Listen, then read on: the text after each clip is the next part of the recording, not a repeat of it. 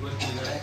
ಅವ್ರಿಗೆ ತಾವು ಸ್ವಾಗತಿಸ್ತೇವೆ. ಅದೇ ರೀತಿಯಲ್ಲೇ ಮತ್ತೊಬ್ಬರು ಕಾರ್ಯದರ್ಶಿಗಳಾದಂತಹ ಲಿಂಗಪ್ಪಾಜಿಯವರಿದ್ದಾರೆ,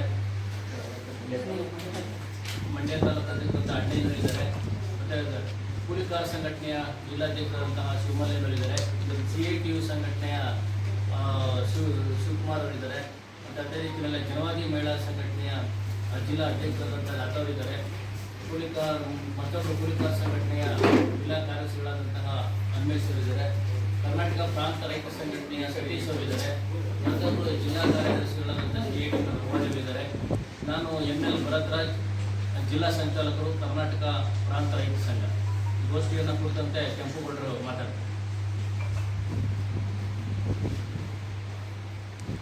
ಎಲ್ಲ ಪತ್ರಿಕಾ ಮಾಧ್ಯಮದ ಹಾಗೂ ದೃಶ್ಯ ಮಾಧ್ಯಮದ ಎಲ್ಲ ಸ್ನೇಹಿತರಿಗೆ ನಮಿಸುತ್ತಾ, ಏನು ಎಲ್ಲ ಸಂಘಟನೆಗಳು ಸೇರಿ ಕಳೆದ 3 ವರ್ಷಕ್ಕಿಂತ ಜಾಸ್ತಿ ನಮ್ಮ ಭೂಮಿ ನಾವು ಉಳಿಸ್ಕೋಬೇಕು ಅಂತ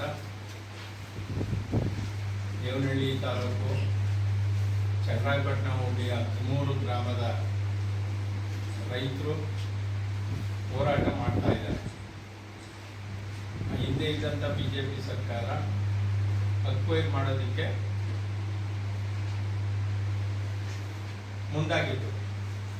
ಅವಾಗ ಹೋರಾಟ ಪ್ರಾರಂಭ ಆಗಿದ್ದು, ಅವಾಗ ವಿರೋಧ ಪಕ್ಷದಲ್ಲಿದ್ದಂಥ ಸಿದ್ದರಾಮಯ್ಯನವರು ಇನ್ನಿತರೆಲ್ಲ ಹೋಗಿ ನಾವು ಅಧಿಕಾರಕ್ಕೆ ಬಂದರೆ ಈ ಭೂಮಿನ ಅಕ್ವೈರ್ ಮಾಡೋದಿಲ್ಲ, ರೈತರಿಗೆ ಉಳಿಸ್ತೀವಿ ಅಂತ ಆಶ್ವಾಸನೆಯನ್ನು ಕೊಟ್ಟು ಈಗ ಅದನ್ನು ಅಕ್ವೈರ್ ಮಾಡೋ ಮಟ್ಟಕ್ಕೆ ಹೋಗಿದೆ. ಆ ಚನ್ನರಾಯಪಟ್ಟಣ ಹೋಬಳಿಯ ರೈತರು ಕಳೆದ 3 ವರ್ಷಗಳಿಗೂ ಜಾಸ್ತಿ ಈ ಹೋರಾಟನ ಮಾಡ್ಕೊಂಡ್ಬಂದಿದ್ದಾರೆ. ಆದರೂ ಸರ್ಕಾರ ಅವ್ರ ಬಗ್ಗೆ ಯಾವುದೇ ಸ್ಪಂದನೆ ಇಲ್ಲ. ಆ ದೃಷ್ಟಿಯಿಂದ ನಾವು ಸಂಯುಕ್ತ ಹೋರಾಟ ಕರ್ನಾಟಕದ ಎಲ್ಲ ಸಂಘಟನೆಯ ಮುಖ್ಯಸ್ಥರು ಸೇರಿ ಅವ್ರಿಗೆ ನಾವು ಸಾಥ್ ಕೊಡಬೇಕು. ಏನಾದರೂ ಆಗಲಿ ಆ ಹೋರಾಟನ ನಿಲ್ಲಿಸಬೇಕು. ಆ ಹೋರಾಟದಿಂದ ನಾವು ಜಯನ ಪಡೀಲೇಬೇಕು ಅಂತ ರೈತರು, ದಲಿತ ಸಂಘಟನೆಗಳು, ಕಾರ್ಮಿಕ ಸಂಘಟನೆಗಳು, ವಿದ್ಯಾರ್ಥಿಗಳು, ಪ್ರಗತಿಪರರು, ಸಾಹಿತಿಗಳು ಎಲ್ಲ ಒಂದು ಕಡೆ ಸೇರಿ ಒಂದು ತೀರ್ಮಾನನ ಮಾಡಿದ್ದೀವಿ. ಆ ದೃಷ್ಟಿಯಿಂದ ದೇವನಹಳ್ಳಿ ಚಲೋ ಅಂತ 25ನೇ ತಾರೀಕು ಇಟ್ಕೊಂಡಿದ್ದೀವಿ. ನಮ್ಮ ಮಂಡ್ಯ ಜಿಲ್ಲೆಯಿಂದ ಎಲ್ಲ ಸಂಘಟನೆಯ ಪದಾಧಿಕಾರಿಗಳನ್ನ ಆ ದೇವನಹಳ್ಳಿ ಚಲೆಗೆ ಕರ್ಕೊಂಡು ಹೋಗೋದಕ್ಕೆ ಎಲ್ಲರೂ ನಾವು ತಯಾರಾಗಿದ್ದೀವಿ. ಏನೇ ಆದರೂ ಆ ಚಳುವಳಿನ ಸಕ್ಸಸ್ ಮಾಡಿ ಆ ರೈತರ ಭೂಮಿನ ಉಳಿಸ್ಬೇಕು ಅನ್ನೋ ಒಂದು ಹೋರಾಟ, ಒಂದು ಆಂದೋಲನ ಎಲ್ಲ ಸಂಘಟನೆಗಳಿಂದ ವ್ಯಕ್ತವಾಗೋದ್ರಿಂದ ಆ ದೆಹಲಿ ಚಲೋಗೆ ನಾವೆಲ್ಲ ಹೋಗೋದಕ್ಕೆ, ದೇವನಹಳ್ಳಿ ಚಲೋಗೆ ನಾವೆಲ್ಲ ಹೋಗೋದಕ್ಕೆ ಸನ್ನದ್ಧರಾಗಿದ್ದೀವಿ. ಆ ದೃಷ್ಟಿಯಿಂದ ಇನ್ನೂ ಯಾರು ಹೊರಗಿದ್ದಾರೆ, ನಮ್ಮ ಚಿಂತಕರಿರ್ಬೋದು, ಸಾಹಿತಿಗಳಿರ್ಬೋದು, ನಾಗರಿಕರಿರ್ಬೋದು, ಈ ಚಳುವಳಿಗೆ ಬೆಂಬಲ ಕೊಡಬೇಕು ಅಂತ ಕೇಳೋದಕ್ಕೆ ನಾವು ಇವತ್ತು ಪತ್ರಿಕಾ ಇದನ್ನು ಕರೆದಿದ್ದೀವಿ. ಆ ದೃಷ್ಟಿಯಲ್ಲಿ ನಮ್ಮ ಹೆಚ್ಚಿನದನ್ನು ಭರತರಾಜ್ ಅವರು, ನಮ್ಮ ಕುಮಾರಿ ಅವರು ಚನ್ನರಾಯಪಟ್ಟಣ ಹೋಬಳಿಗೆ ಸಂಬಂಧಪಟ್ಟಂತೆ ಅಲ್ಲಿ 1777 ಎಕರೆ ಭೂಮಿಯನ್ನ ಸ್ವಾಧೀನಪಡಿಸಿಕೊಳ್ಳಿಕ್ಕೆ ಹೊರಟಿದ್ದಾರೆ.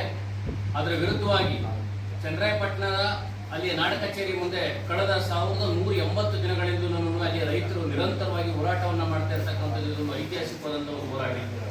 ಅಲ್ಲಿರ್ತಕ್ಕಂಥ 80% ರೈತರು ಭೂಮಿಯನ್ನು ಕೊಡಲಿಕ್ಕೆ ವಿರೋಧವನ್ನು ವ್ಯಕ್ತಪಡಿಸಿ ಲಿಖಿತವಾಗಿ ಅವರು ಸರ್ಕಾರಕ್ಕೆ ಮನವಿಯನ್ನು ಕೊಟ್ಟಿದ್ದಾರೆ. ನಾವು ಯಾವುದೇ ಕಾರಣಕ್ಕೂ ಭೂ ಸ್ವಾಧೀನಕ್ಕೆ ನಾವು ಒಪ್ಪಿಗೆ ಇಲ್ಲ ಅಂತಕ್ಕಂಥದ್ದನ್ನು.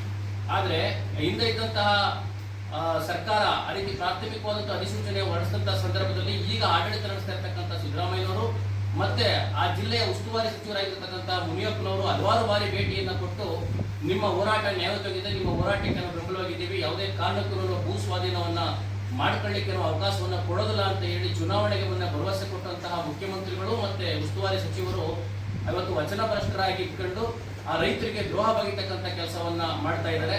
ಅಂತಿಮ ಅಧಿಸೂಚನೆ ಹೊರಡಿಸಲಿಕ್ಕೆ ಸಿದ್ಧತೆಯನ್ನ ಮಾಡ್ಕೊಳ್ತಾ ಇದ್ದಾರೆ.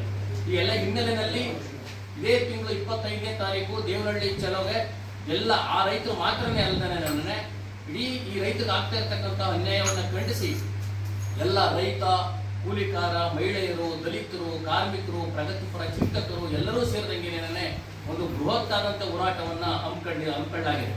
ಆ ಎಲ್ಲ ಹಿನ್ನೆಲೆಯಲ್ಲೇ ಈ ದಿನ ನಾವು ಮಂಡ್ಯ ಜಿಲ್ಲೆಯ ಜನತೆಯನ್ನು ಇದಕ್ಕೆ ಸಹಕಾರವನ್ನು ಕೊಡಬೇಕು ಅನ್ನೋ ನಿಟ್ಟಿನಲ್ಲಿ ಪತ್ರಿಕಾಗೋಷ್ಠಿಯನ್ನು ಮಾಡ್ತಾ ಇರ್ತಕ್ಕಂಥದ್ದು. ಇತ್ತೀಚಿನ ದಿನಗಳಲ್ಲಿ ಏನಾಗ್ತಾ ಇದೆ